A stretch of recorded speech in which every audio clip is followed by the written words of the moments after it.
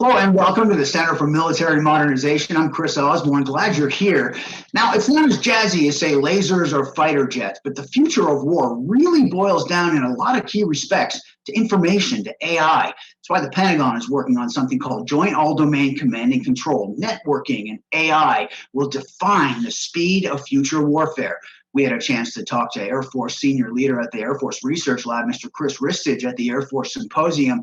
And he talked about the limits and the tactical advantages of AI, as well as the importance of the JADC2 program and what the Air Force calls Advanced Battle Management System, ABMS. Well, I'd like to look at all the services, so I have to ask you about JADC2. Multi-domain connectivity is almost the strategic view for the future. Right. What are some instances you're seeing of, say, a fighter jet able to share real-time target information with a surface ship, or Aegis radar recognizing a target and sending it to a stealth bomber so they go after the launchers? That's exactly the architecture that we're building out with our partners in the Navy and the Army. Developing kill chains of the future. JADC2 is going to be the layer that operates those kill chains, right? And it's going to be with a mantra of any shooter, any weapon, any node, essentially, sure, that is able to share that and conduct targeting operations in a joint way. We are building out those today. Some examples of that in my SDPE day job, essentially. Yeah, so we're working, we're conducting operations with the Army and Project Convergence coming up. We have a joint investment program in my SDPE office, Strategic Development Planning and Experimentation, with the Navy to actually build out that model of the kill chain of the future, which is really a kill web. Roger. And that's key to what we're talking about here. I've heard that phrase, the kill web. In terms of concepts, there's a lot of discussion about disaggregation, more dispersed forces, right, but still leveraging that mass, the mass matters Sun Tzu quote that's been so timeless. Yep. You have to think about an ability to operate across a wider sphere of operations, including, as you said, sir, multi-domain.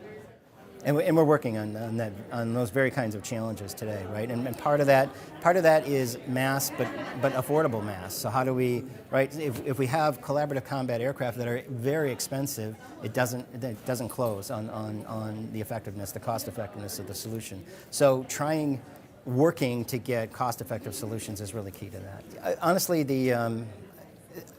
when you asked me the question originally, my thoughts go to the challenge that I'm facing as the Director of Integrated Capabilities.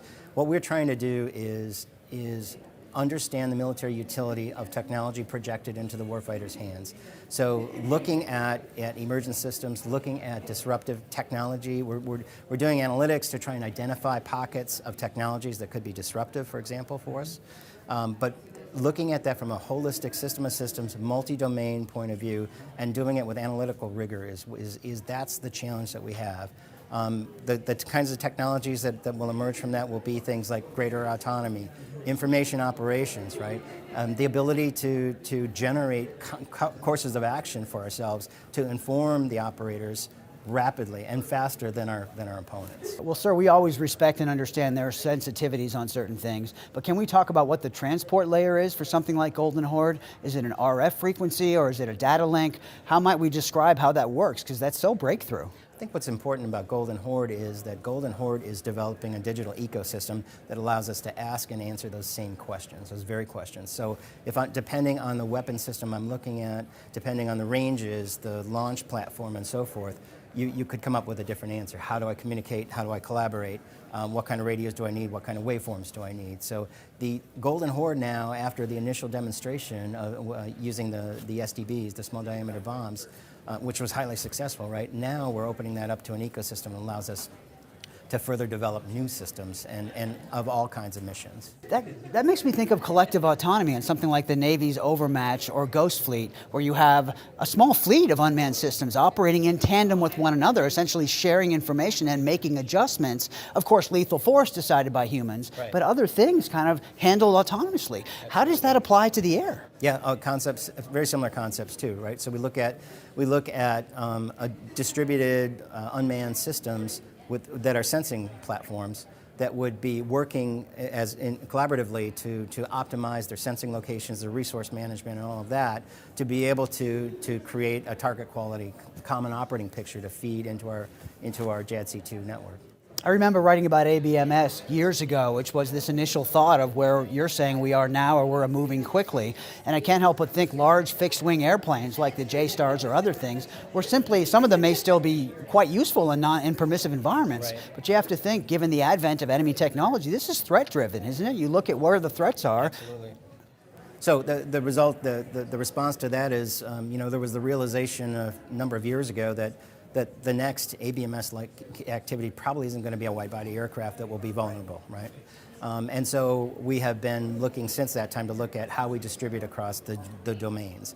Space is going to be a key element of that, absolutely key element of that. If we can get a network of sensing capabilities to support that from space that is coupled together with what could be an unmanned, attritable layer, could be ground-based systems, and so forth. That's the way of the future, is how we fuse those pieces together to get that operating. Well, that's excellent. I imagine it's got to be inspirational to think about what was a concept years ago, this idea of not one big fixed plane, but perhaps Right. a multitude of nodes. That's starting to take shape now. It very much is. And in fact, I can't get into the details of it, but having gone through the operational imperative studies again, that was an absolute key element. And the answer was a multi-domain solution. And the Secretary is driving that capability today. One of the things I think about a lot, and I'm glad there's a minute to ask about this, is AI and human cognition and AI. There's been a lot of discussion about unmanned dogfighting, that how an unmanned AI-enabled co-pilot can, in conjunction with human cognition, perform, or that computers can outperform humans.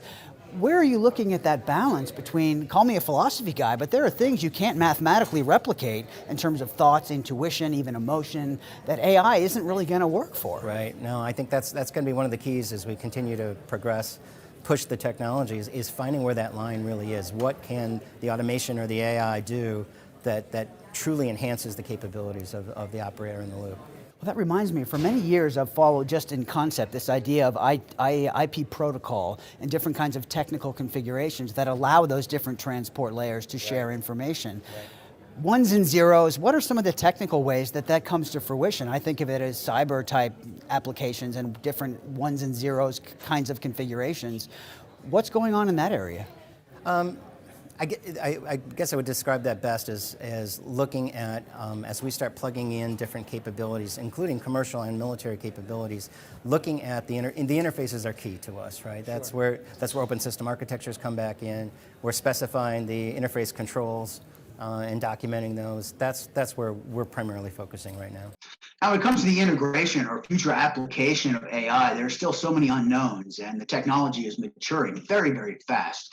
The prevailing consensus among senior scientists at the Pentagon, weapons developers, is a combination to harvest those unique attributes fundamental to human cognition that computers and mathematically generated algorithms can't replicate, and combine them with the high-speed processing of AI-enabled computing to really optimize the best of both. Thanks for joining us, Kris Osborn, Warrior Maven, Center for Military Modernization.